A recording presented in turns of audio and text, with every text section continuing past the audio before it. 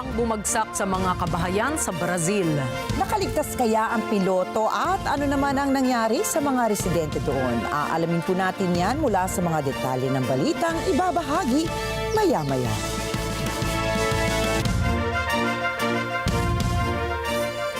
Magandang gabi. Ako po si Ricky Matay. Ako si Nina Richie Alagaw Flores. Ito ang mata ng Agila International. Para naman sa mga headlines ngayong Huwebes ng gabi. Kamara inaprubahan na ang 6.352 trillion national budget para sa 2025. Senado handa na itong busisiin. Department of National Defense magpapatayo ng bagong naval base sa Subic. Libo-libong Lebanese lumikas papuntang Beirut sa gitna ng pag-atake ng Israel sa Lebanon. Residente sa Florida naghahanda na sa paglandfall ng Hurricane Helene. At Meta itinanghal ang prototype ng Oreo augmented reality glasses nito.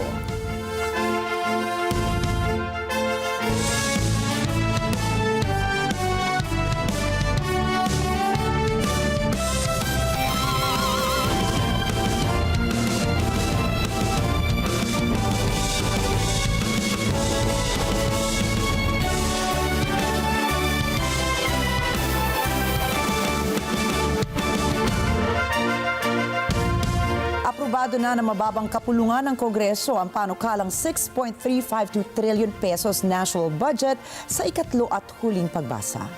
Bumoto ng pabor ang kabuuang 285 mambabatas sa House Bill number 10800 habang 3 ang bumoto laban dito.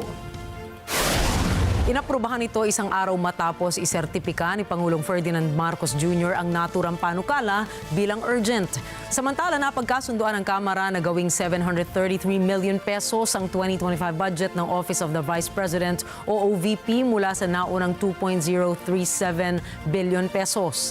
Matatanda ang binawasan ng House Committee on Appropriations ang halaga ng panukalang budget ng OVP ng 1.293 billion pesos para ilipat sa programa ng Department of Social Welfare and Development at Department of Health.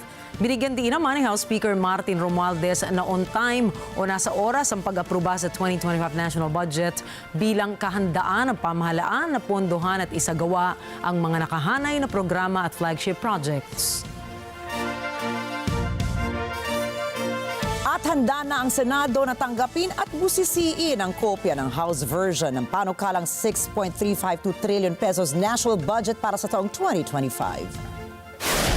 Ito ang tiniyak ni Senator Grace Poe, ang chairperson ng Senate Committee on Finance, matapos pagtibayin sa plenaryo ng Kamara sa ikatlo at huling pagbasa nito ang House version ng 2025 General Appropriations Bill.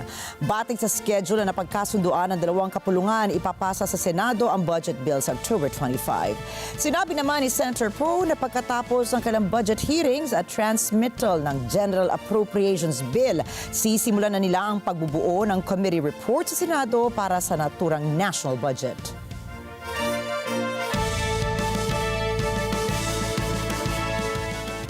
Kinumpirma mismo ni National Security Council spokesperson Assistant Director General Jonathan Malaya na bantay sarado ng isang barko ng Philippine Coast Guard ang Escoda Shoal sa West Philippine Sea. Nilinaw ni Malaya na hindi umatras ang Pilipinas sa China sa Escoda Shoal. Sa halip niya ay nagkaroon lamang ng repositioning doon. Hindi na nagbigay pa ng ibang impormasyon ng opisyal ukol sa repositioning strategy ng Pilipinas dahil sa operational security reasons. Ngunit tiniyak nito na sa pamamagitan ng pagpapatrolya at pagbabantay ng barko ng Pilipinas sa Escoda Shoal ay walang reclamations at walang mga illegal na aktibidad na mangyayari sa Escoda Shoal.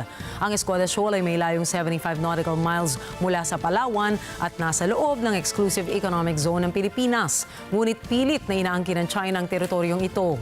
Bagay na pinalagan naman ng Pilipinas dahil labag ang mga ginagawa ng China sa international laws. Magpapatayo ng bagong naval base ang Department of National Defense sa Subic bilang karagdagang asset ng Philippine Navy. Sa katunayan, sinimulan na ang pagbili sa lugar na pagpapatayuan ng nasabing pasilidad. Ayon kay Defense Secretary Gilberto Chodoro Jr., nakipag-usap na sila sa mga opisyales ng Subic Metropolitan Authority para sa espasyong gagamitin ng Philippine Navy sa atas na rin po ni Pangulong Ferdinand Marcos Jr.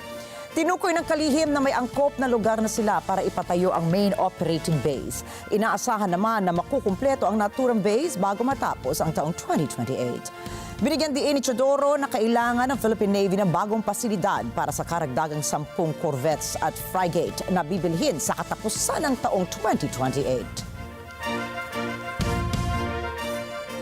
Iniulat ng Bureau of Immigration na nasa kustodiya na nila ang 7 Chinese crew ng isang dredging vessel na iligal na nag-ooperate sa loob ng territorial waters ng Pilipinas.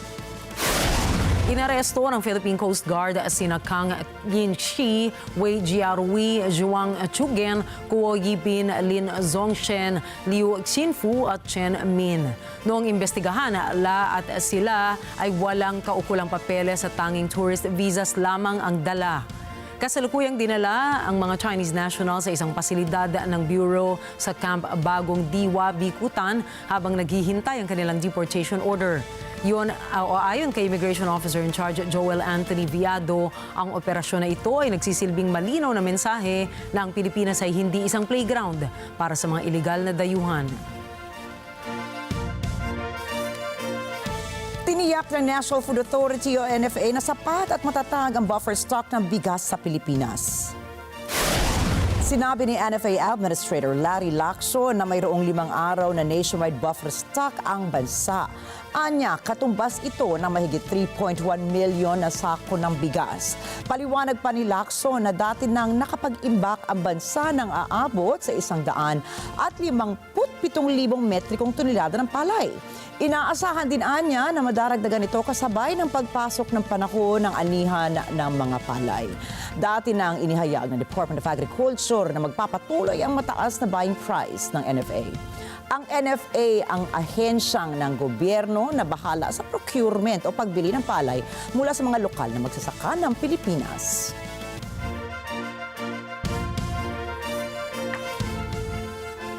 Inaasahan ang posibleng pagtaas sa presyo ng karneng baboy sa paparating na holiday season. Sinabi ni Pork Producers Federation of the Philippines President Rolando Tambago dahil ito sa pagtaas ng demand ng pagdating ng nasabing panahon dahil sa iba't ibang okasyon. Anya, kahit bumaba ang farm gate price ng baboy, tataas ito mula 380 pesos hanggang 400 pesos kapag nakarating na sa mga retailers. Batay naman sa monitoring ng Department of Agriculture sa mga pamilihan sa Metro Manila, nasa pagitan ng 260 pesos at 370 pesos kada kilong retail price ng kasim at nasa pagitan naman ng 310 at 400 pesos ang kada kilo ng pork belly.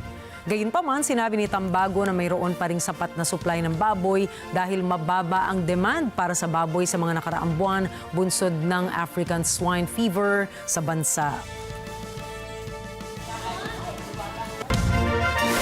Susunod, libu-libong Lebanese lumilikas dahil sa lumalawak na giyera sa pagitan ng Hezbollah at Israel. Mexico hindi inimbitahan ang hari ng Spain sa inaugurasyon ng kanilang president-elect. At US nagdagdag ng $375 million na tulong para sa Ukraine. Yan at iba pang mga balita sa pagbalik ng Mata ng Agila International.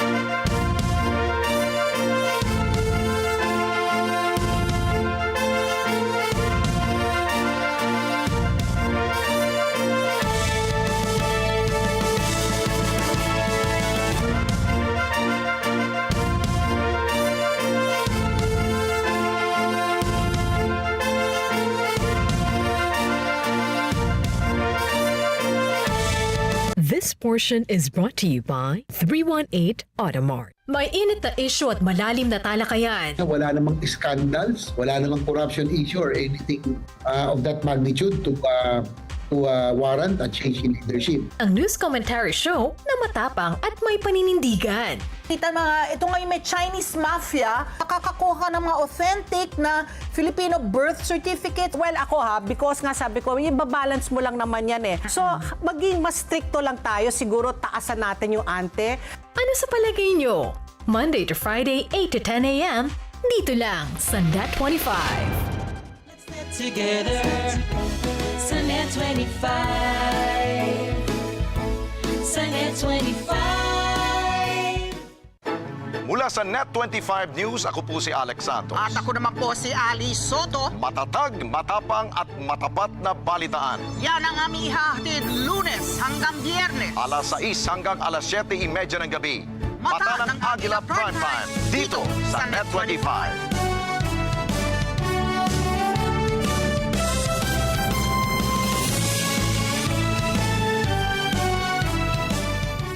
Let's net together sa NET25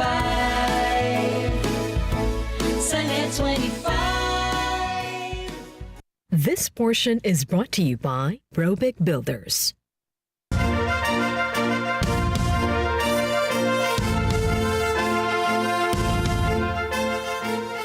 Nagbabala ang Defense Ministry ng Taiwan itong Huwebes tungkol sa muling pagdami ng aktibidad na militar ng China sa paligid ng isla, kabilang ang live fire drills. Iniulat ng Defense Ministry na nakapagtala ito ng isang malawakang aktibidad ng Chinese military malapit sa kanilang territorial waters. May 29 na aircraft na nakibahagi sa pinagsamang combat readiness patrol, kasama po dito ang mga warship ng China. Inakusahan ng Taipei ang Beijing ng kawalan ng katatagan sa polisiya na nagdudulot ng seryosong hamon sa mga neighboring countries. Ipinahayag ng Taiwan ang mga reklamo nito tungkol sa mga aktibidad militar ng China sa nakalipas na 5 taon at patuloy nitong tinatanggihan ang pag-angkin ng China sa kanilang bansa na nagiging malalang banta sa kanilang soberanya. Wala pa komentong ibinibigay ang Beijing hinggil sa kanilang kamakailang mga maniobra sa paligid ng Taiwan. Isinantabi ni Ukrainian President Volodymyr Zelensky ang mungkahi ng China at ng Brazil na tapusin na ang giyera ng Russia at Ukraine. Kinwestiyon ni Zelensky ang alternatibong proposal ng dalawang bansa at sinabing hindi maaaring isulong ang 6-point peace plan ng China dahil Ukraine ang mapipinsala. Si Perlo Rogacion para sa balita. 9 na buwan matapos pasukin ng Russia ang Ukraine, nag-anunsyo si Ukrainian President Volodymyr Zelensky ng 10-point peace plan na magdadalaan niya ng makatarungang pagwawakas ng giyera. Ibinasa niya ito sa UN Charter at international law. Tinanggihan ito ng Moscow. Ani Zelensky, ang pagmumungkahi ng alternatibo, hindi buong pusong plano o tinatawag na mga prinsipyo ay magbibigay lamang kay Russian President Vladimir Putin ng espasyong politikal upang ipagpatuloy ang giyera. When some propose alternatives, half-hearted settlement plans, so-called sets of principles, it not only ignores the interests and suffering of Ukrainians, who are affected by the war the most. It not only ignores reality, but also gives Putin the political space to continue the war and pressure the world to bring more nations under control. Any parallel or alternative attempts to seek peace are, in fact, efforts to achieve a law instead of an end to the war. Samantala, sinusubukan ng China na mangumbinsi pa ng ibang bansa na sumali sa 6-point peace plan na inisyo nito kasama ng Brazil noong Mayo. Sinuportahan ito ni Brazilian President Luiz Inácio Lula da Silva nang nagtalumpati siya sa UN General Assembly noong Martes. Plano ni Zelensky na maglatag ng Anyay Victory Plan kay US President Joe Biden sa White House nitong Huwebes. Pearl Rogacion para sa mata ng Agila International. Trusted, connected, on point. Sa UN General Assembly pa rin kabilang ang Pangulo ng Brazil sa mga leaders na nagsasabing bigyang halaga na ang de-escalation sa gitnang silangan. Emmy Capilita Roja para sa balita. Noong Martes, sa kanyang talumpati, hinikayat ni Brazilian President Luiz Inácio Lula da Silva ang mga delegado sa United Nations na bawasan o i-de-escalate ang mga kaguluhan sa mundo. Tinutukoy nito ang giyera sa Gaza at Ukraine. Isinusulong ng leader ang isang planong pag-uusap sa pagitan ng Russia at Ukraine na tapusin na ang labanan. Ang mungkahing ito ay tinanggihan na ni Ukrainian President Volodymyr Zelensky. Ayon sa mga kinatawan ng Brazil, hihingi ng suporta para sa planong ito ang Foreign Policy Advisor nitong si Celso Amorim. Ang suportang kailangan ay ilalapit ni Amorim sa mga kinatawan ng 20 bansa sa pagpupulong ng mga ito sa Biyernes. Sa kanyang talumpati, nagbabala si Lula na lumalawak ang peligrong dulot ng giyera sa Gaza patungong Lebanon. Nananawagan si Lula para sa ceasefire.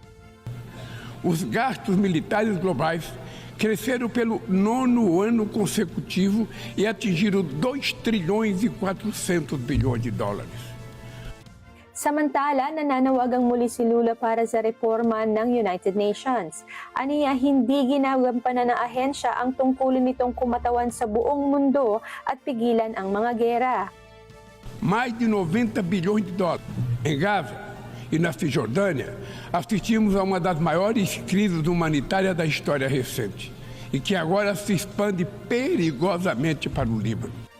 Humingi rin si Lula ng pagre-rebisa ng UN Charter upang buhayin ang pananagutan ng General Assembly na isulong ang kapayapaan at ireforma ang institusyong multilateral. A América Latina e da África de assentos permanentes no Conselho de Segurança é eco inaceitável de práticas de dominação do passado colonial. Emi Capilita Roja para sa mata ng Agila International, trusted, connected, on point. Nanawagan ng Estados Unidos, France at iba pa nitong kaalyado para sa isang agarang 21-day ceasefire sa Israel-Lebanon border. The United States has engaged intensively with all parties in the region.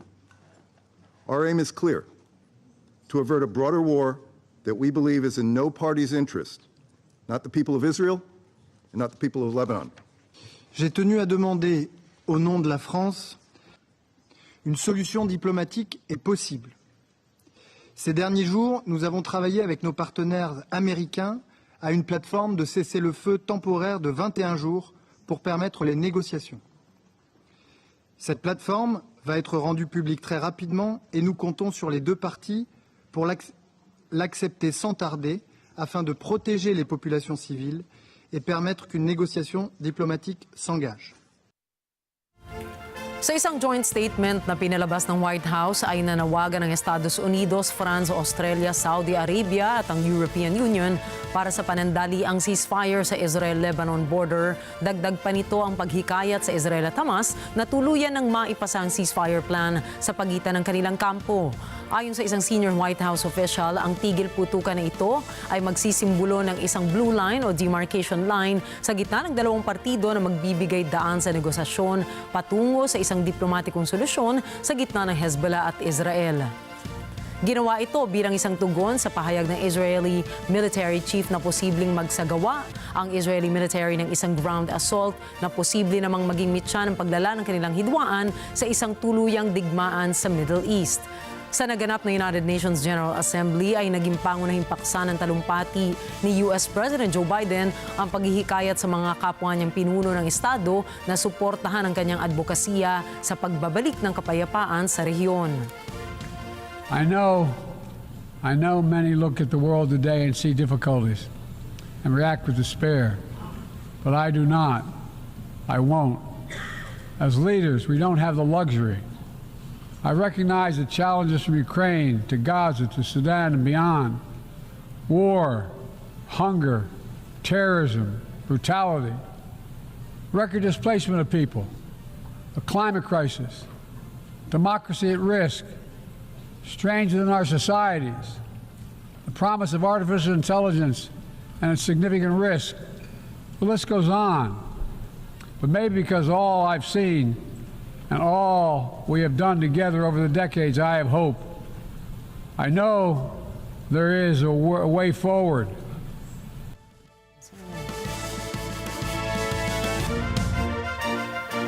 Libo-libong mga pamilya ang napilitang lisanin ang kani-kanilang mga tahanan sa gitna ng malawakang pagpapasabog ng Israel sa Lebanon mula pa noong Lunes.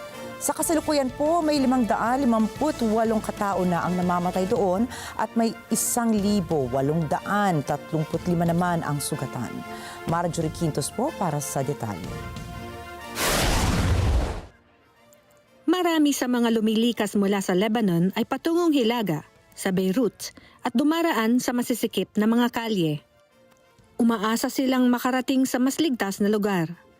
Marami sa kanila, bitbit lamang ay isang maliit na bag, laman ang kakaunting pag-aari. Mabilis mapuno ng refugees ang shelters. Ayon sa kanila, katakatakang nabuhay pa sila sa kabila ng mga pambobomba. والله كان صعب كثير يعني عرف شو انا زمطت من تحت الانقاذ يعني عبال شي 10 امتار قصفوا بنايه حد مني واجى شظايا على بيتي عرف شو هربت بالليل. Marami sa refugees ang tumutuloy ngayon sa mga eskwelahang ginawang pansamantalang shelters. Ayon kay Lebanese Minister of Environment Nasser Yassin, sa kasalukuyan, ang mga eskwelahang ginawang shelter ay nasa 252 na. Samantalang ang bilang ng displaces ay nasa 27,000 na. تم فتح العديد من المدارس الرسمية لتصبح مراكز إيواء. وصلت المدارس حتى الساعة كمراكز إيواء إلى 252 مدرسة. ووصل عدد النازحين من أهالينا من الجنوب والبقاع وخاصة من الجنوب في مراكز الإيواء المفتوحة إلى 27,000. وقمنا بوضع لوحة معلومات داشبورد بالتنسيق مع المحافظين والسلطات المحلية والإدارات المحلية لتأمين هذه المعلومات بشكل مستمر ونحن نحدث هذه المعلومات بشكل دائم. Samantala, tumutulong din ang mga pambuong mundong organisasyon tulad ng UNICEF upang tugunan ang mga pangangailangan ng refugees. Ayon kay Edward Beigbeder ng UNICEF Lebanon, bukod sa pagkain, namamahagi ang mga ito ng mga kutsyon, kubrekama, kumot at gamit panlinis sa katawan. UNICEF is supporting the communities and the different ministries to cope with a situation when thousands of people have been displaced. And as we are speaking, we're distributing mattresses, sheets, blankets and hygiene kits. Ito ang pinakamalaking paglikas at pinaka-nakamamatay na pag-atake sa Lebanon mula noong 33 araw na pakikipaglaban nito sa Israel noong 2006. Umaasa ang mga residente na hindi magtatagal ang labanang ito ni maging ganap na gyera. Marjorie Quintos para sa mata ng Agila International. Trusted, connected, on point. Sa United Nations General Assembly, nagbabala si Pangulong Tayyip Erdogan ng Turkiye na mamamatay o namamatay ang Western values at kahalagahan ng sistema ng UN sa Gaza. Narito ang report mula kay Anjo Milano. Sa kanyang talumpati sa UN General Assembly, nanawagan si Turkish President Tayyip Erdogan para sa alyansa ng sangkatauhan upang pigilin ng Israel. Ito ay sa gitna ng patuloy na kaguluhan sa pagitan nito at ng Hamas. Binigyan diin ni Erdogan ang pagbatikos nito sa Israel dahil sa kampanyang militar nito sa Gaza Strip. Gayun din ang hindi niya pangsang-ayon sa mga bansa sa kanluran na pumapanig sa Israel.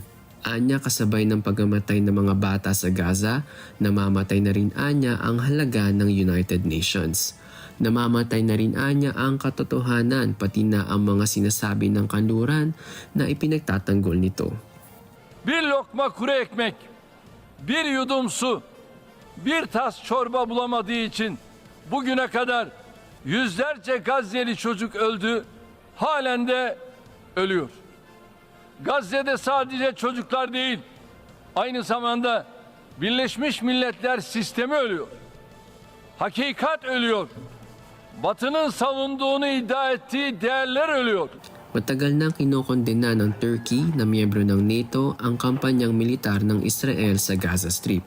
Simula ng gantihan ng Israel ang Hamas sa pag-atake ng militanteng grupo noong 7 ng Oktubre, inihinto ng Turkey ang lahat ng kalakalan nito sa Israel.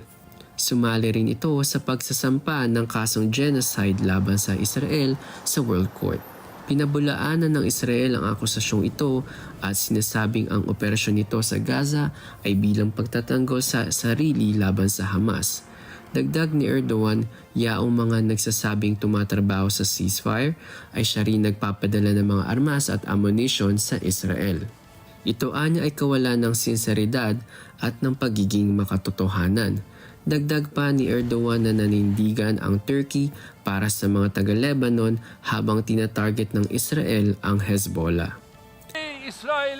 İsrail'in son günlerde saldırılarını artırdığı Lübnan halkının ve hükümetinin de yanındayız.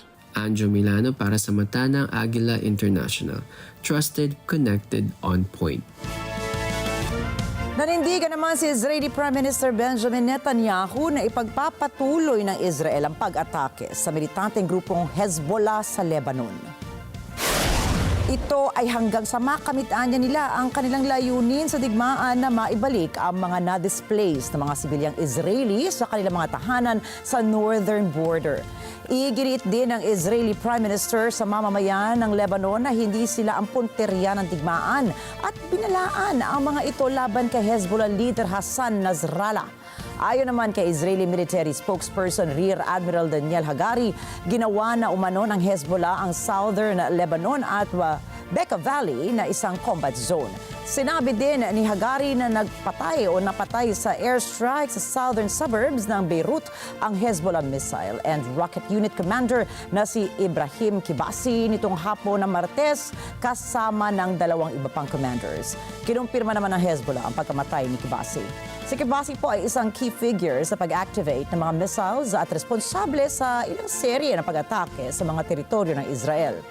Sa kasalukuyan, pumalo na sa 558 na katao ang napatay, habang nasa 1,835 na katao naman ang naitalang sugatan sa inilunsad ng airstrike ng Israel sa southern Lebanon at eastern Bekaa Valley. אני לא יכול לפרט את כל מה שאנחנו עושים, אבל אני יכול להגיד לכם דבר אחד. אנחנו נחושים להחזיר את תושבינו בצפון בבטחה לבתיהם. אנחנו מנחיתים על חיזבאללה מכות שהוא לא דמיין. אנחנו עושים זאת בעוצמה, אנחנו עושים זאת בתחבולה. דבר אחד אני מבטיח לכם, אנחנו לא ננוח עד שהם יחזרו הביתה. Nagpadala ang Israel ng 88 bangkay ng Palestinians na nasawi sa opensibang militar nito sa Gaza Strip. At ayon sa Health Ministry ng teritoryo, hindi nila inilibing ang mga ito hanggat hindi nagbibigay ng detalye ang Israel kung sino-sino ang mga namatay at kung saan nasawi ang mga ito. Si Rosel Feria para sa report. Dinala sa Gaza ang mga bangkay sakay ng isang container na isinampa sa isang truck. Dumaan ito sa isang Israeli-controlled crossing. Subalit ayon sa mga Palestino, hindi man lang nagbigay ang Israel ng mga pangalan ng mga ito ni ang lokasyon kung saan sila namatay. Tinanggihang tanggapin ng health officials sa Nasser Hospital ang mga bangkay, pati na ang paglilibing sa mga ito.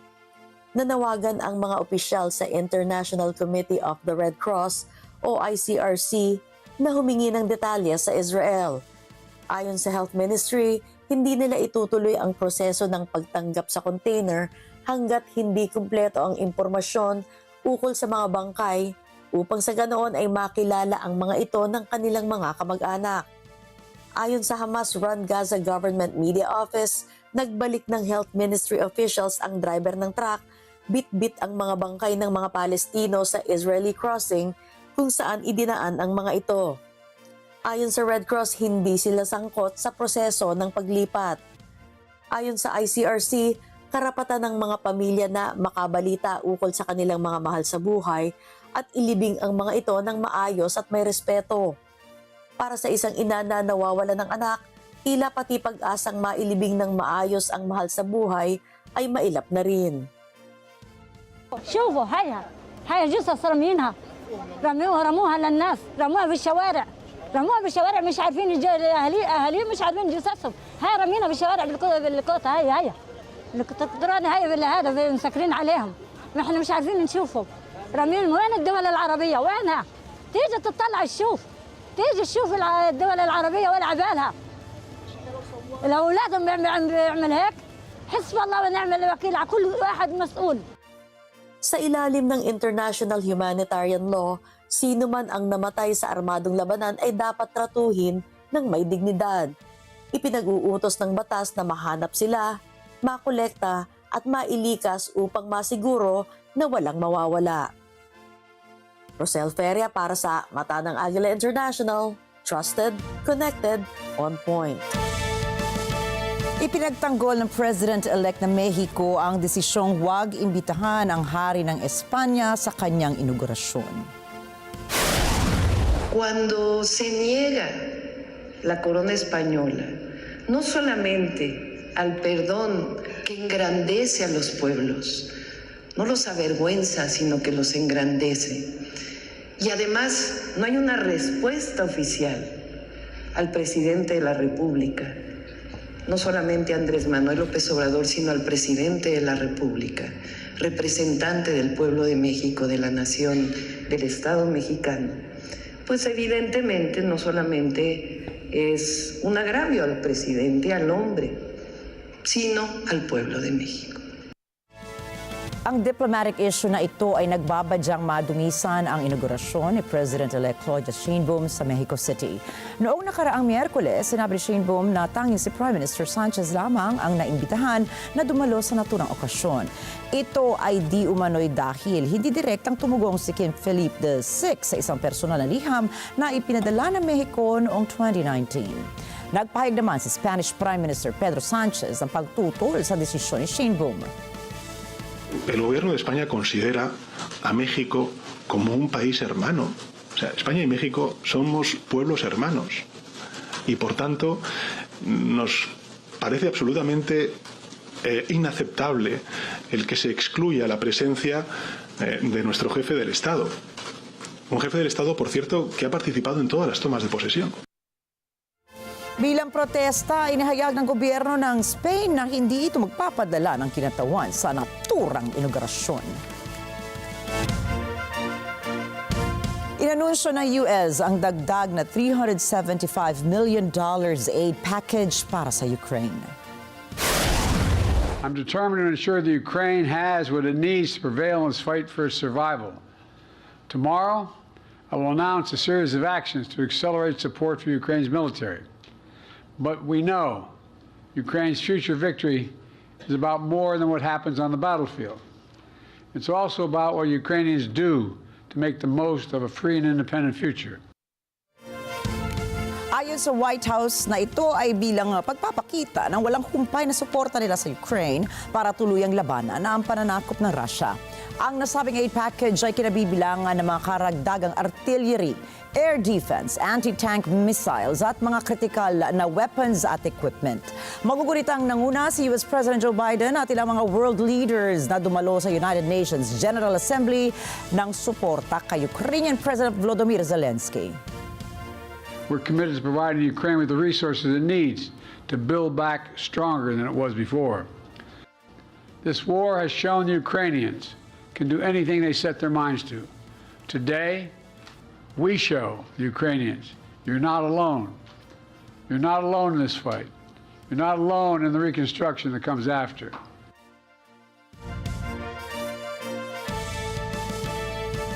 Entirely false based on lies. Yan ang matapang na sagot ni New York City Mayor Eric Adams laban sa mga federal charges na ikinaso sa kanya. Hindi pa malinaw kung ano-ano ang mga nalabag na batas ng alkalde dahil selyado pa ang mga dokumentong naglalaman ng investigasyon ukol sa kanya. Subalit sa isang videotape speech ay ipinagdiinan ni Mayor Adams na alam niyang siya ay inosente. My fellow New Yorkers, it is now my belief that the federal government intends to charge me with crimes.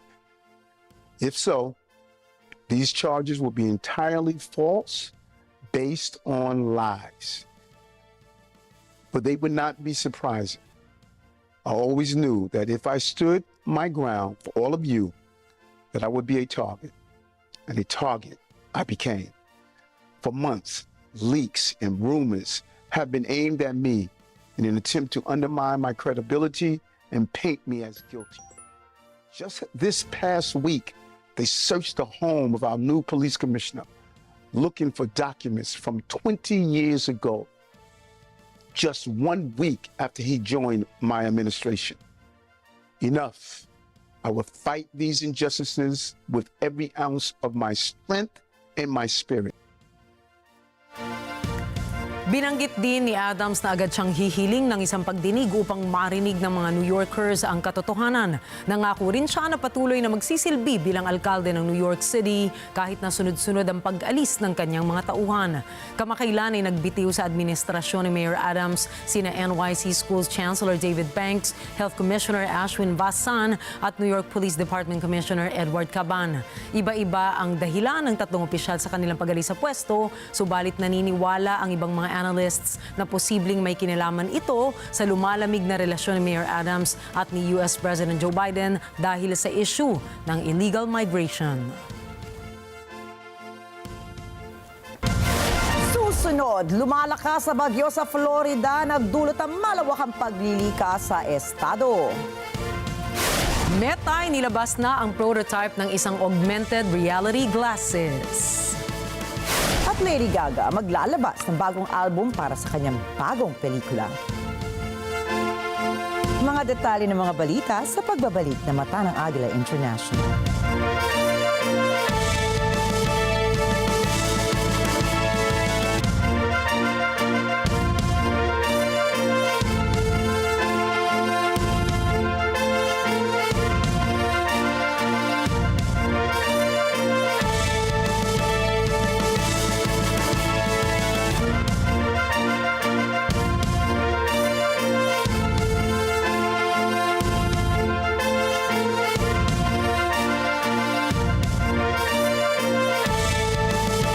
This portion is brought to you by North Luzon Express Terminal. Alam namin ang iyong pagsisikap. Dama namin ang iyong mga sakripisyo. Kita namin ang pagharap mo sa bawat pagsubok. Kaya sa kabila ng mga hamon ng buhay, nandito kami para umalalay. Kasi katulad mo, gusto rin namin ang magandang bukas para sa kanya. Hatid namin ang dekalidad na edukasyon at makabagong pasilidad sa abot kayang halaga. Kaya huwag ka nang mangamba, sasamahan ka namin tuparin ang mga pangarap niya.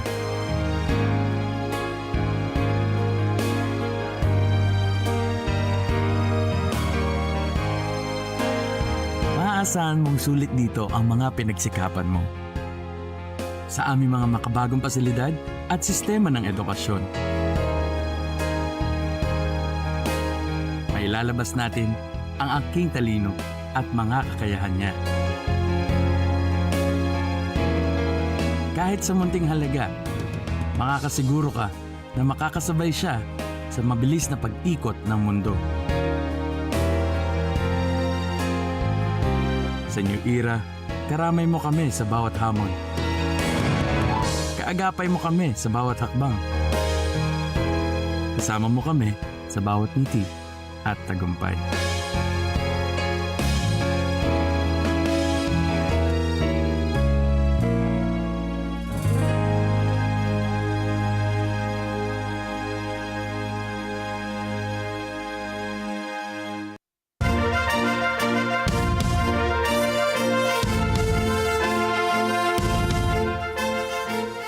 Sa Estados Unidos, inaasahang lalakas si Hurricane Helene at tatama ito sa Florida ngayong Huwebes bilang Category 4. Ayon naman sa US weather stations, magdadala ito ng malakas na hangin na may bilis na hanggang 251 kilometers per hour. Si Bruce Balmeo para sa report.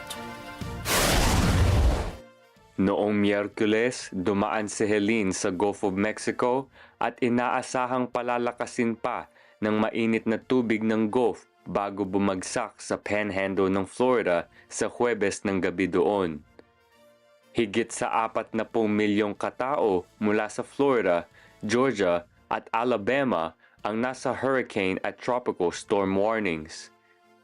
Kabi-kabilang paglikas ang iniutos para sa mga nakatira sa Gulf Coast ng Florida. Kabilang dito ang Sarasota at Charlotte counties at 12 ng counties ang nag-anunsyo ng pagsara ng mga eskwelahan. Para sa mga residente tulad ni John Green, hindi niya aakalaing madadamay ang kanilang lugar sa ganitong uri ng kalamidad. You know, I lived in Miami my whole life. how many hurricanes did we get in Miami? All the time we got hurricanes, you know, and now, yeah, we left Miami in 1977 and moved up this way. And I bought this after I retired after 30 years in the Army. We bought this house here to make this our retirement home because it's been pretty safe. The risk's been pretty low for hurricanes up this way. Normally cut across Florida, South Florida, or go up the East Coast, but not too many of them come up in the Big Bend area here.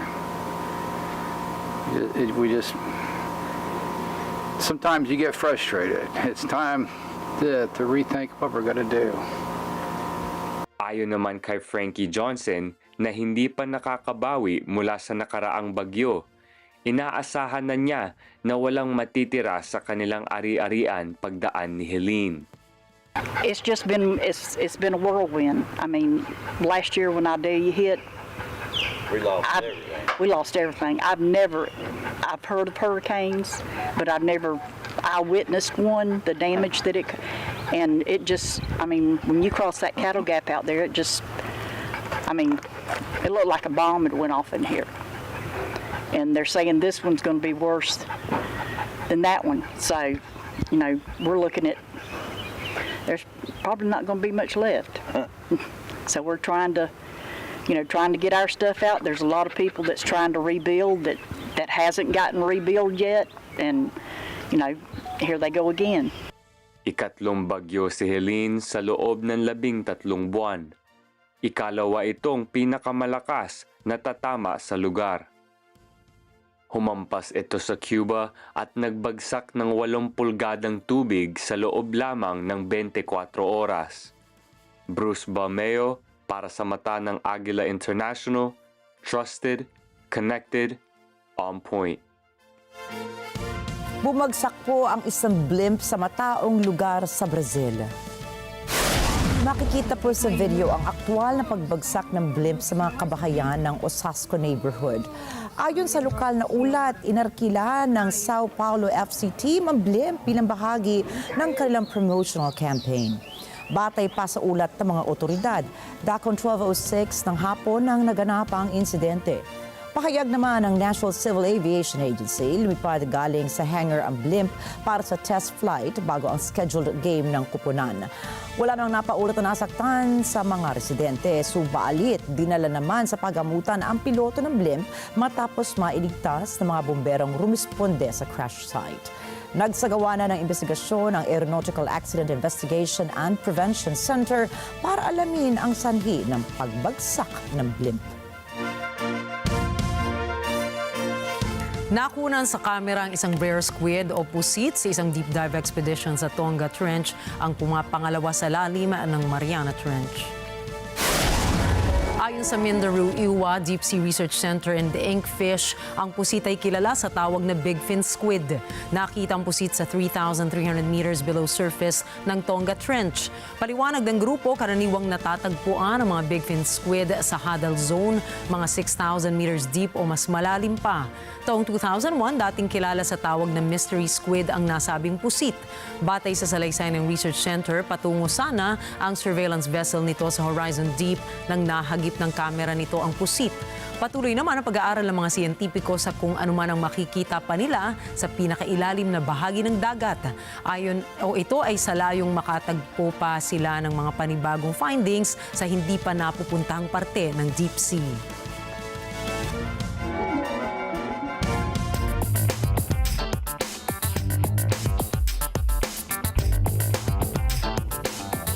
Nagsampa ng kaso ang estado ng California laban sa ExxonMobil dahil sa hindi umano'y papel nito sa pangbuong mundong polusyon dulot ng plastic. Narito po ang detalye ng balita mula kay Chantel Santos. Noong Lunes, ipinahayag ni California Attorney General Rob Bonta na dinimanda ng estado ang ExxonMobil. Ito ay matapos ang halos 2 taong investigasyon na nagpapakita na sa sinasadyang panlilito ng Exxon sa publiko ukol sa limitasyon nito sa recycling.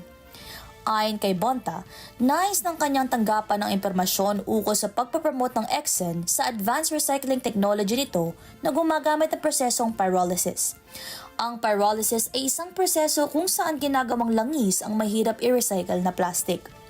Ani Bonta, ang mabagal na progreso ng teknolohiyang ito ay hudyat ng panloloko ng Exxon. Dagdag pa ni Bonta, nais itong tapusin ng mga mapanlokong gawa ng kumpanya at makasiguro ng abatement fund at civil penalties para sa pinsalang idinulot ng plastic pollution sa California. Samantala, umalma ang Exxon laban sa Attorney General at sinabing gumagana ang solusyon ng advanced recycling. Ayon sa Exxon, ang pagdedemanda ay napapabalita ngunit hindi nito nasusolusyonan ang suliranin ng plastic waste. Batay sa isang report noong nakaraang taon ng Mindero Foundation, ang Exxon ang pinakamalaking producer ng resin sa buong mundo. Ang resins ay ginagamit para sa single-use plastics.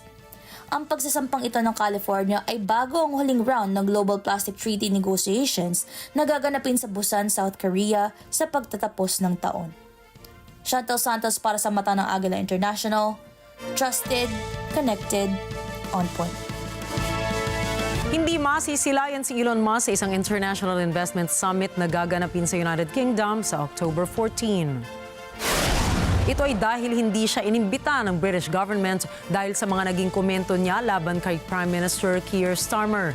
Ayon sa lokal na ulat, hindi rin nagustuhan ng administrasyon ni Starmer ang mga maling ulat ni Musk ukol sa stabbing incident na nangyari sa Southport.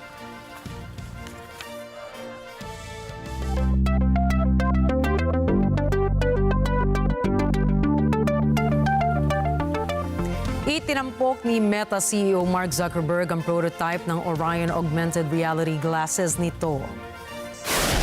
Ayon sa Meta, nakadisenyo ang Orion Glasses para mag-overlay ng holographic images sa field of vision ng sumusuot nito.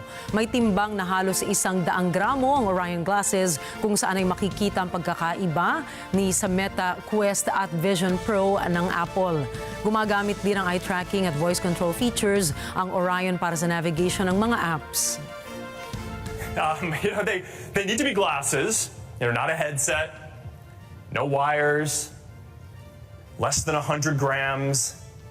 They need wide field of view, holographic displays, sharp enough to pick up details,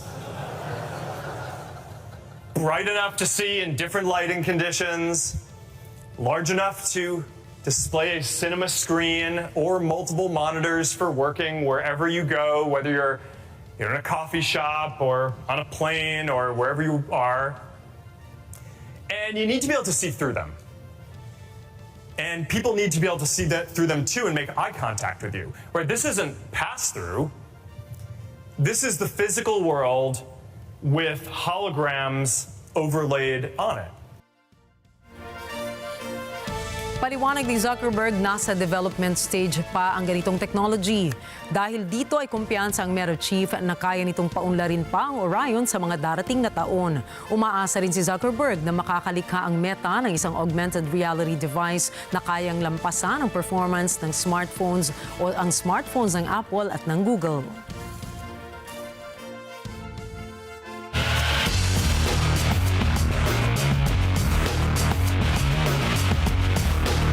Arestado ang undisputed heavyweight champion na si Alexander Usyk matapos ang isang insidente sa isang Ryanair flight.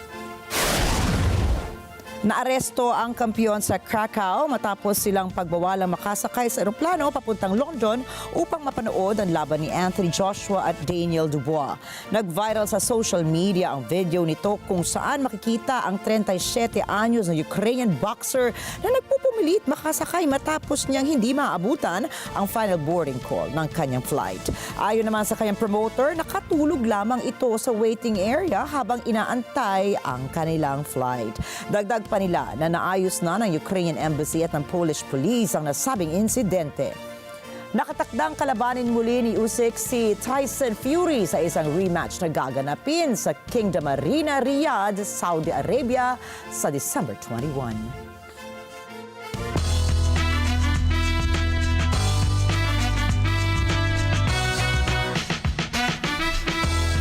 Nakatakdang ilabas ng singer na si Lady Gaga ang album na Harley Quinn na hango mula sa kanyang pelikula na Joker Folie à Deux. Mapapakinggan ang inaabangang album sa September 27 kung saan tampok ang nasa 13 mga bagong kanta. Matatandaan, ang una nang nag-post ang singer ng ilang teaser photos sa kanyang Instagram na may caption na I'm ready for my interview at don't tell me what to wear. Kasama pa rito ang teaser number na 6.5 na inilabas naman ng Billboard bilang bahagi ng paghahanda sa Harley Quinn album. Lumalabas naman na maaaring ang mga tracklist sa album ay mga recorded versions ng mga classic songs gaya ng That's Entertainment na maririnig mula sa pelikula. Samantala, pagbibidahan naman ni Lady Gaga ang pelikulang Joker 2 kasama ng aktor na si Joaquin Phoenix na nakatakdang ilabas sa mga sinehan sa October 4. Naglabas ang TikTok video ang pop star na si Chappelle Roan kung saan ay sinabi niyang si Kamala Harris ang kanya iboboto para sa US presidential elections. Bago ang video ay pinatikos ang netizen si Roan nang sabihin niya sa isang panayam na hindi siya nakakaramdam ng kaba sa pagsuporta sa mga kumakandidato. Anya, parehong may problema ang dalawang partido at wala siyang gustong piliin mula sa mga ito na kaagad namang kinwestiyon ng mga netizens. Iginiit nilang malaki ang pagkakaiba ng Republican at Democratic parties sa usapin ng mga plataporma kung saan ay ang iba ay tinatawag siyang closet Republican. Bilang sagot sa mga ibinabatong kritisismo ng mga tao sa kanyang pananaw sa mga tumatakbong kandidato, ayan na po, naglabas na nga si Roan ng TikTok video. People like me and you, and more so, Palestine, and more so, every marginalized community in the world. So no, I'm not gonna settle for what the options that are in front of me. And you're not gonna make me feel bad for that. So yeah, I'm voting for Kamala. But I'm not settling for what has been offered because that's questionable. Samantala, bago niya tapusin ang video ay ipinahayag niya na karapatan ng bawat isa ang bumoto at malaya silang piliin ang sa tingin nila ay nararapat na pinuno.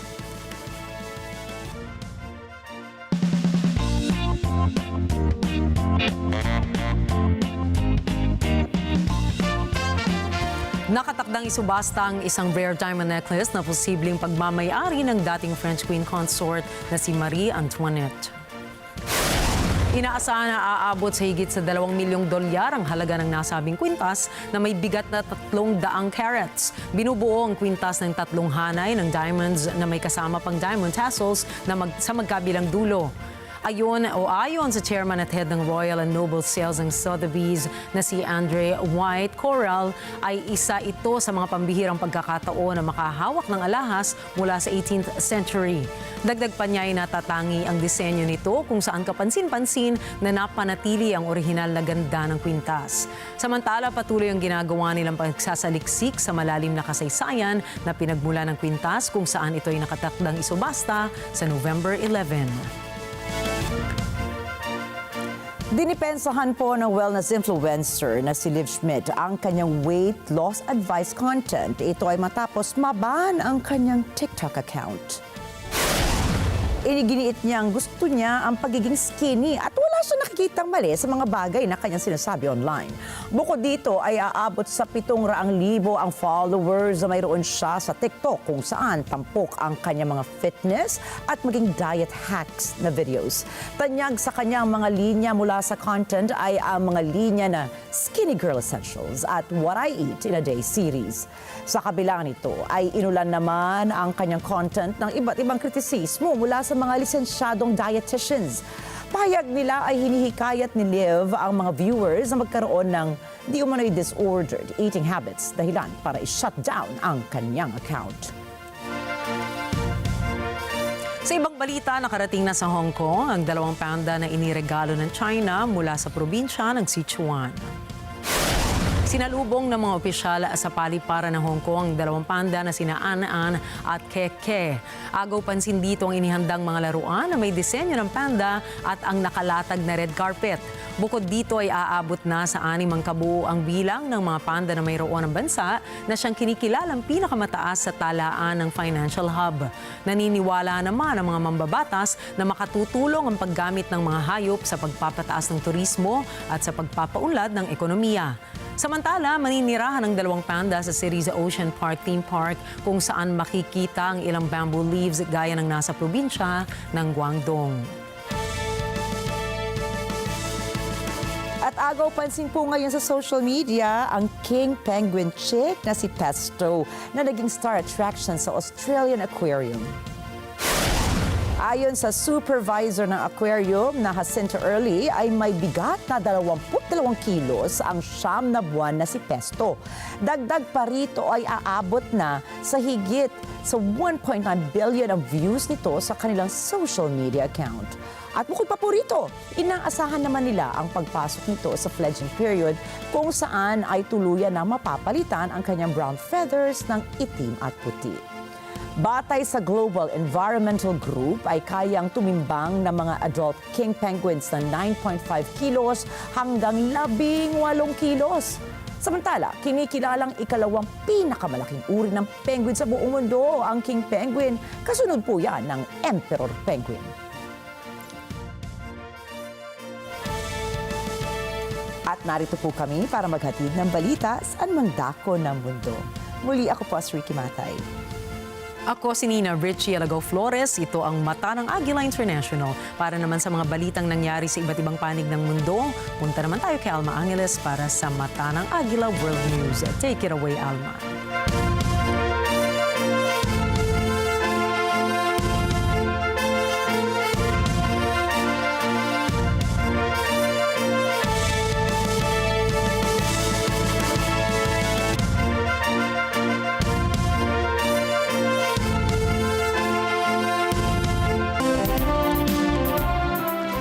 Thank you, Nina and Ricky. Good evening, everyone. I'm Alma Angeles for NET25 World News. On tonight's headlines. Hurricane Helen intensifies, now forecast to potentially hit Florida as a powerful Category 4 storm.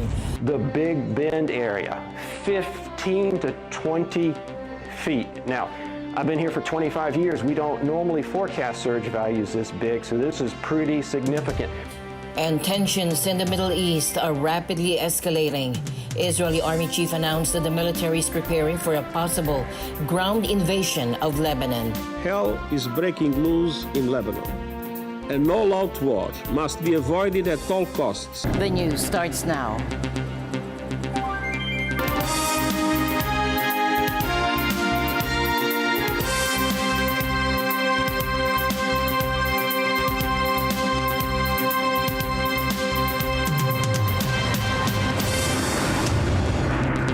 Tensions in the Middle East are escalating rapidly. Israel's army chief announced that the military is preparing for a possible ground invasion of Lebanon, following Hezbollah's launch of a ballistic missile towards Tel Aviv earlier today. While the missile was intercepted, Israel's leaders have made it clear that their campaign won't stop until displaced residents can return to their homes. המטוסים כאן למעלה, אנחנו תוקפים כל היום, גם כדי להכין את השטח לקראת האפשרות של הכניסה שלכם, וגם כדי להמשיך לפגוע בחיזבאללה. חיזבאללה היום הרחיב את מעגל האש שלו, בהמשך היום יקבל מענה חזק מאוד. אתם תתכוננו, והיום נמשיך. ואנחנו לא עוצרים, ממשיכים לתקוף, וממשיכים לפגוע בהם בכל מקום, כי המטרה היא מטרה מאוד ברורה להחזיר את תושבי הצפון בטוח. כדי לעשות את זה, Hezbollah, meantime, vows to continue its attack until there is a ceasefire in Gaza. In just 3 days, more than 600 people have been killed, thousands injured in Lebanon, according to health officials. The UN reports that nearly 1 million people have fled the ongoing strikes. Our worst fears seems to be unfolding for the time being. We have seen an acceleration over the last week. We heard yesterday about about the massive exodus of the population from the south towards Beirut.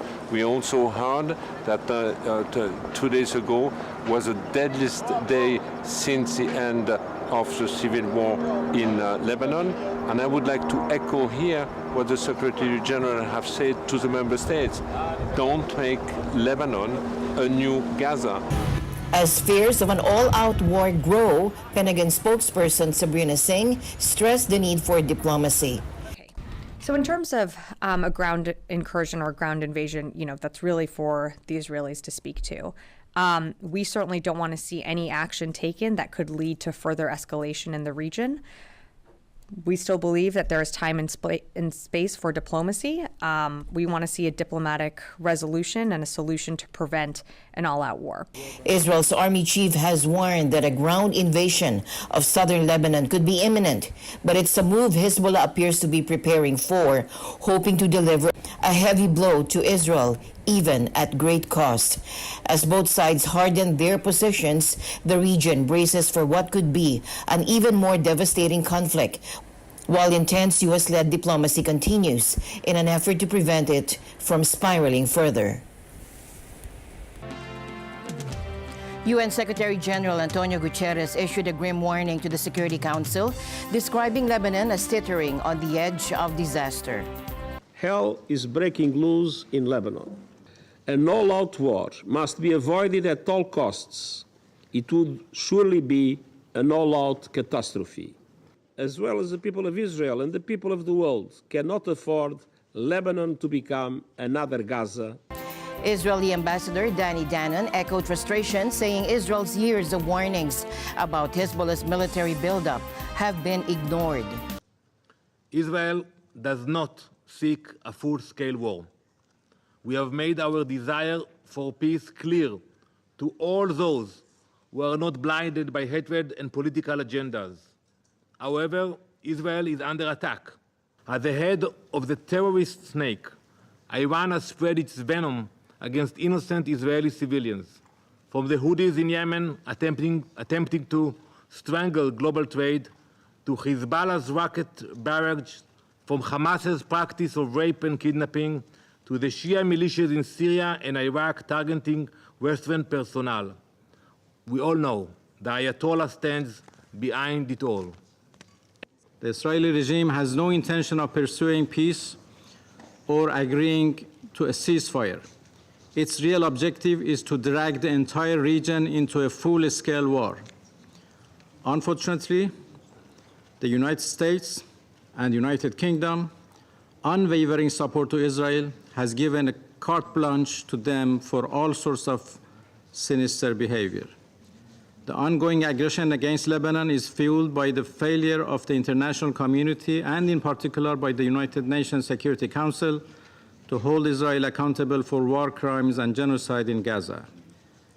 The United States has engaged intensively with all parties in the region.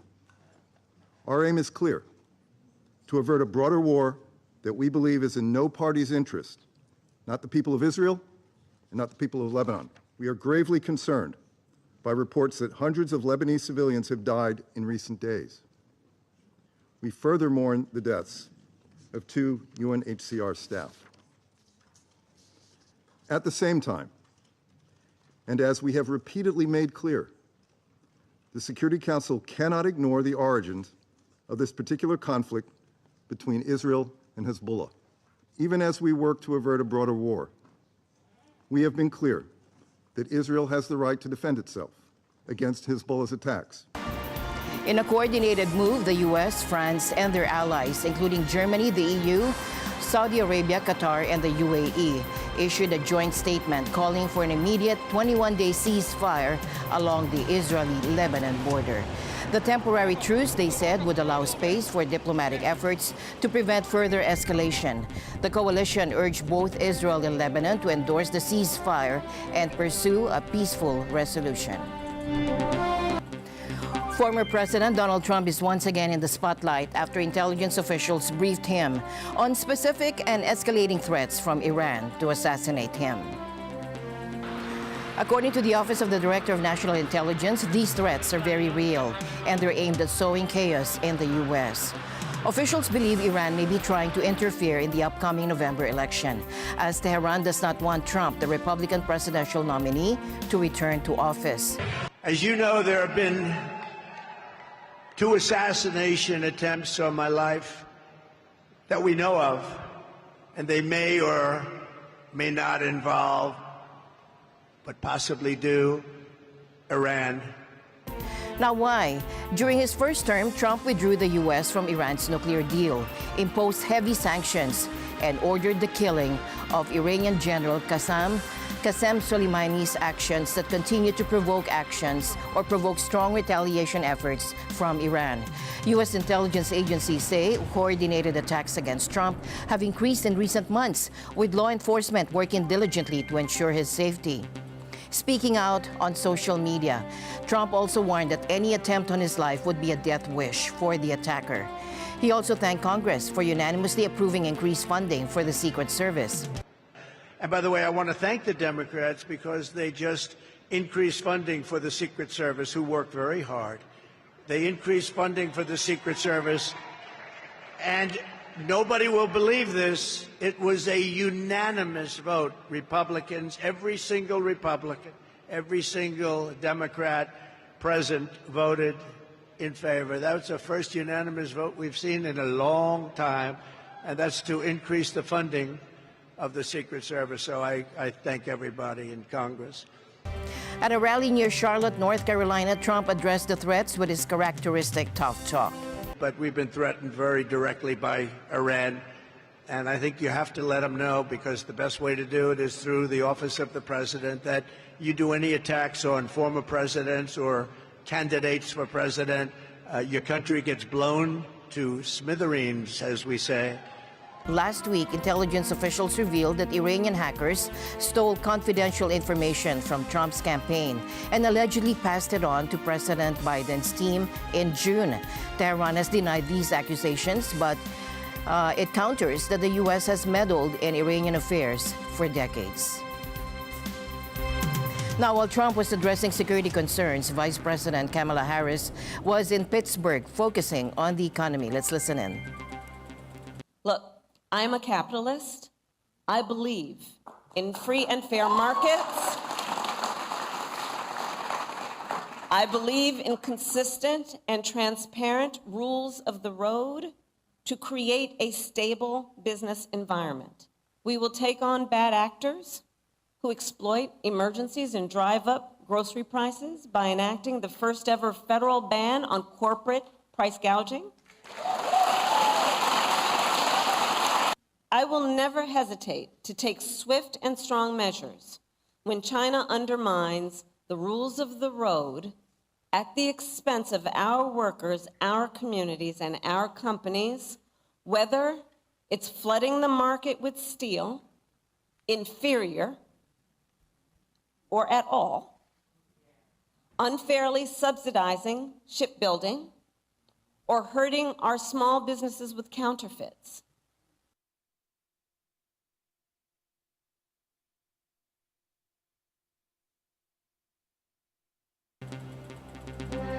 Breaking news on Hurricane Helene. 75 million people across Florida and the Southeast are preparing for the storm's impact, which could hit tomorrow night as a Category 4 hurricane.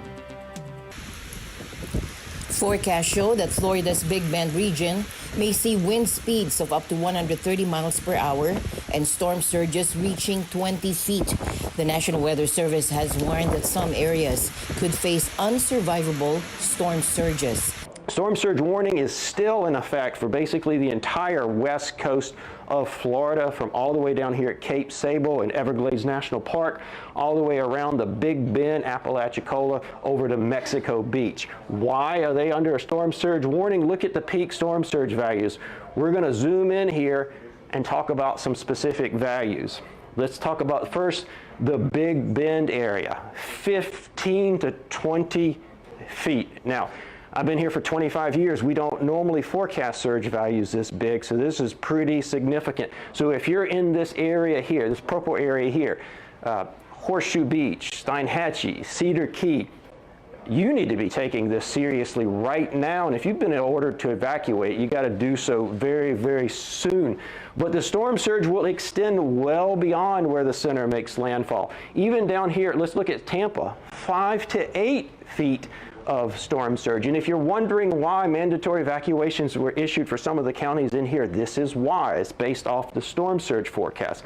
Right now, Helen is a Category 1 hurricane, but it's poised to intensify quickly. The storm is over Gulf waters that are about 86 degrees, which provides ideal conditions for it to strengthen. It could reach Category 4 by the time it makes landfall late Thursday. Now, why the phrase catastrophic winds? That's seems a little bit up in terms of our language from before, because now we're forecasting Helene to be a Category 4. The Category 4 on the Saffir-Simpson scale before it makes landfall sometime late tomorrow. That's a major hurricane on the Saffir-Simpson scale. We're looking at catastrophic wind impacts within this red area. What does that mean in real-world language? That means you need to prepare for prolonged power outages. Think about what you need to be safe and secure for several days without power.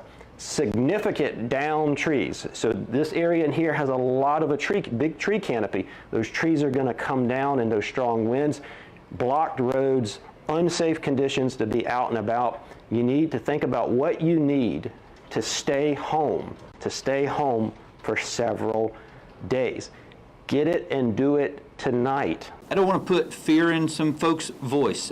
We're all concerned about the impacts, but there's the potential of even mudslides that the National Hurricane Center has been discussing in our mountainous areas, just because the ground is going to be so saturated. We have not seen, other than COVID, a recent event where 159 counties in Georgia have been impacted.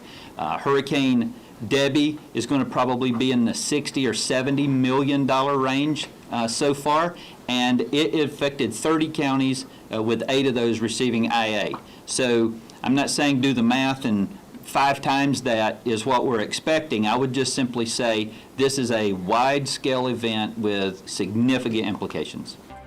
Is North Korea signaling an escalation in its nuclear ambitions? Now, according to a South Korean lawmaker, the country may already have enough plutonium and uranium to produce a double-digit number of nuclear weapons. This revelation came on Thursday, with the lawmaker citing information from South Korea's spy agency. 상당량의 고농축 우라늄을 보유하고 있다.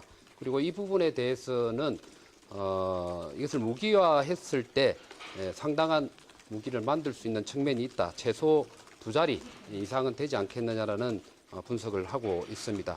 Could Pyongyang be preparing for a major provocation after the U.S. presidential election? The agency has suggested that North Korea could conduct its 7th nuclear test after November 5, according to Lee Song-kwon, a member of the Parliamentary Intelligence Committee. 미국의 대선을 앞두고 이루어질 가능성이 있는가에 대해서는 배제할 수는 없지만 다양한 방식의 군사적 도발, 예를 들면 ICBM 발사라든지 인공위성 발사나 미사일 발사, 다양한 수단들이 있기 때문에 미 대선 전보다는 더 후가 될 가능성이 있지 않겠느냐라는 분석이 있었습니다. In July, a report by the Federation of American Scientists concluded that North Korea might have enough fissile material to build up to 90 nuclear warheads, though it's believed they've assembled closer to 50. Adding to the concerns, North Korean state media recently reported on leader Kim Jong-un's visit to a uranium enrichment facility, a rare move. Now, Lee noted that this was likely a calculated message to Washington ahead of the U.S. election. What is North Korea's justification for its nuclear buildup? Pyongyang claims its arsenal of nuclear weapons and ballistic missiles is necessary to counter threats from the U.S. and its allies, but it also views these weapons as a symbol of national prestige and proof of its power on the global stage. China's making waves again in the Pacific. This time, they've launched an intercontinental ballistic missile, or ICBM. Now, it landed in the Pacific yesterday, but it wasn't carrying a real warhead, it was a dummy. Now, why is this a big deal? Well, China hasn't done something like this since the 1980s, so it's a pretty significant move. It's got other countries alarmed, like Japan, for example. They say they didn't get any warning. Australia wants to know why China did this. So why did China do it? China says it's just a routine test, but it's not. It's a very rare one. 9月25日8时44分，中国人民解放军火箭军向太平洋相关公海海域成功发射一发携载训练模拟弹头的洲际弹道导弹，准确落入预定海域。此次导弹发射是年度军事训练例行性安排，符合国际法和国际惯例，不针对任何特定国家。 Usually, China tests its nuclear weapons closer to home, but this time they tested it in international waters. What's the message? It's a way for China to show off its military power. They're saying we're here and we're strong. It's a message to other countries in the region like Japan, Australia, and the Philippines. And it's also a message to the United States. China's launch is a big deal. It's a sign that they're becoming more powerful and assertive in the region, and it's something that other countries will be closely watching. Meanwhile, President Vladimir Putin said that Russia could use nuclear weapons if it was attacked by any state, and that any conventional attack on Russia that was supported by a nuclear power would be considered to be a joint attack. Мы видим, что современная военно-политическая обстановка динамично меняется, и мы обязаны это учитывать, в том числе возникновение новых источников военных угроз и рисков для России и наших союзников. Putin, opening a meeting of Russia's Security Council attended by top officials, said that proposals had been made to change Russia's nuclear doctrine and said he would like to underscore one of the proposed key changes. Обновленной редакции документа агрессию против России со стороны любого неядерного государства, но с участием или при поддержке ядерного государства предлагается рассматривать как их совместное нападение на Российскую Федерацию. Также четко фиксируются условия перехода России к применению ядерного оружия. Будем рассматривать такую возможность уже при получении достоверной информации о массированном старте средств воздушно-космического нападения и пересечении ими нашей государственной границы. Имея в виду самолеты стратегической или тактической авиации, крылатые ракеты, беспилотники, гиперзвуковые и другие летательные. Russia, Putin said, also reserved the right to use nuclear weapons if it or Belarus were the subject of aggression, including by conventional weapons. Putin said the clarification were carefully calibrated and commensurate with the modern military threats facing Russia. And the news continues here on NET25 World News. We'll be right back. Stay tuned.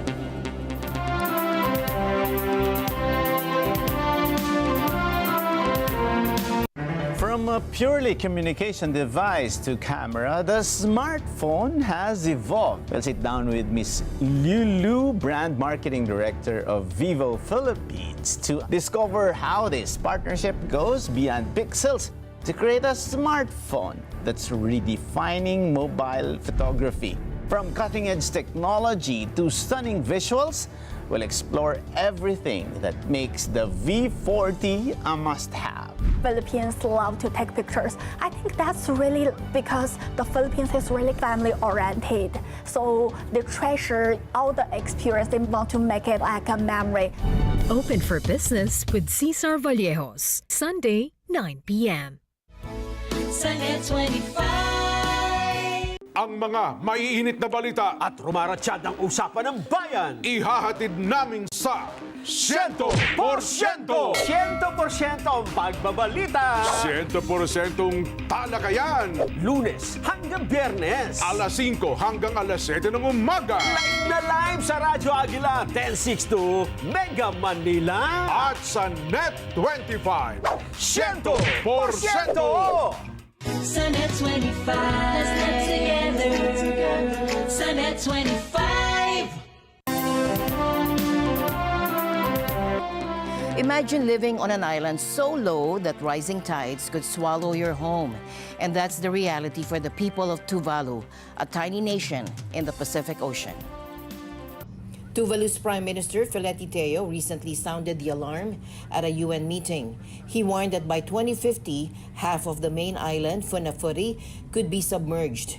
And that is where most Tuvaluans live, clinging to narrow strips of land barely 20 meters wide.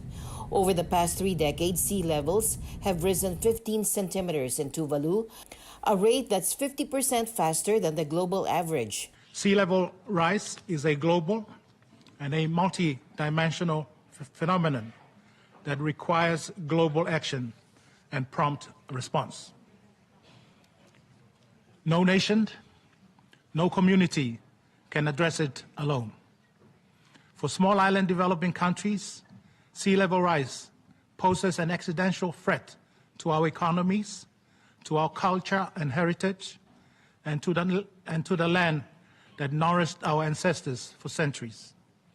The existential threat we face is not of our making, but it will remake us. Australia has offered a lifeline, allowing 280 Tuvaluans to migrate each year. But many fear that leaving their homeland behind is only a matter of time. It's an emotional one, and it's not a fair situation from our end that we are facing the brutal impacts of this crisis that we contribute very little to. And what's endangered is our identity to our land, our identity as Tuvaluans, and the future of our children and our descendants. We do have a plan to move somewhere else, like another country. Maybe Australia.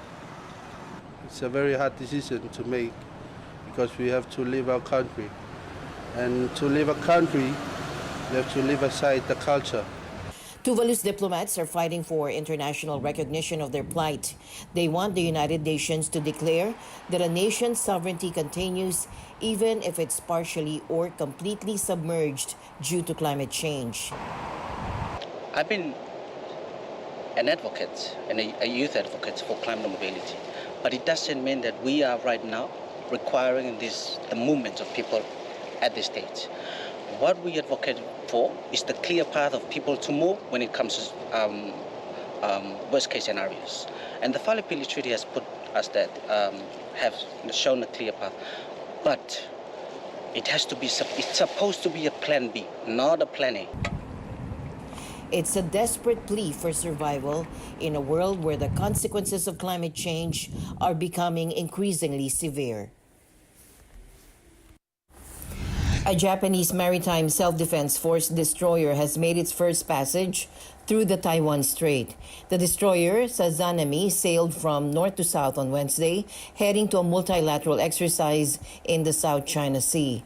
According to sources, it wasn't alone. Navy vessels from Australia and New Zealand also passed through the waters. The Taiwan Strait is considered international waters by the U.S. and other nations, meaning any Navy vessel is allowed to sail through. However, China has consistently protested when Western warships enter the area. Japan's move appears to emphasize the importance of freedom of navigation, a principle the U.S. Navy and others regularly uphold by sailing through the strait. This month, a German Navy vessel also made passage for the first time in 20 years, signaling Germany's commitment to standing with its Western allies.